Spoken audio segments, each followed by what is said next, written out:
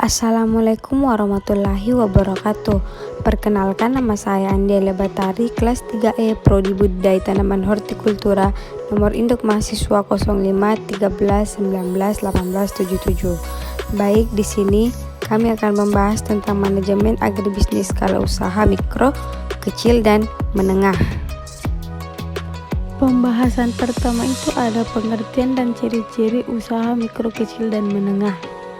Usaha mikro, kecil, dan menengah atau UMKM merupakan salah satu praktik usaha populer di kalangan masyarakat. Banyaknya pegiat UMKM menjadi sektor bisnis ini sebagai salah satu roda penggerak perekonomian negara. UMKM adalah kegiatan usaha atau bisnis yang oleh individu rumah tangga maupun badan usaha kecil. Selanjutnya itu ciri-ciri UMKM. Jenis komoditi atau barang yang ada pada usaha tidak tetap atau bisa berganti sewaktu-waktu. Tempat menjalankan usaha bisa berpindah sewaktu-waktu usaha belum mendapat administrasi. Yang kedua itu ada pengembangan dan perkembangan UMKM di Indonesia. Yang pertama itu memasyarakatkan dan memberdayakan kewirausahaan.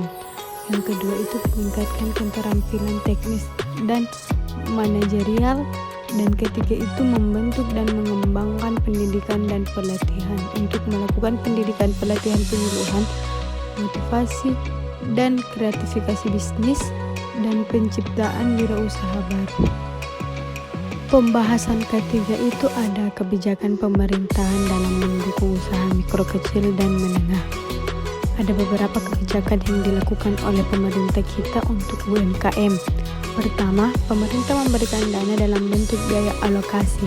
Tak tanggung-tanggung, koperasi dan UMKM menjadi sasaran alokasi dana terbesar kedua setelah untuk perlindungan sosial. Jumlah dana total yang dianggarkan untuk koperasi dan UMKM sebesar 123,46 triliun. Peran pemerintah selanjutnya yakni dengan melakukan penempatan dan berbunga murah pada perbankan. Pembahasan keempat itu ada masalah-masalah yang dihadapi UMKM. Yang pertama itu minimnya modal usaha, yang kedua kesulitan dalam hal perizinan, dan yang ketiga itu kurangnya pemahaman tentang pemasaran digital, dan yang terakhir itu pembukaan masih manual. Adapun pembahasan kelima itu kasus-kasus manajemen UMKM. Krisis ekonomi akibat pandemi COVID-19 berbeda dengan krisis yang terjadi sebelumnya pada tahun 2008 dan moneter 1998. Pada saat kedua krisis tersebut melanda, UMKM menjadi sektor terkuat yang bertahan dalam peraturan ekonomi di Indonesia kala itu. Dan yang dapat kami simpulkan yaitu UMKM memiliki potensi yang begitu besar bagi peningkatan perekonomian rakyat. Namun kenyataannya UMKM masih mengalami berbagai hambatan internal maupun eksternal dalam bidang produksi, pengolahan, pemasaran, modal, dan lain-lain.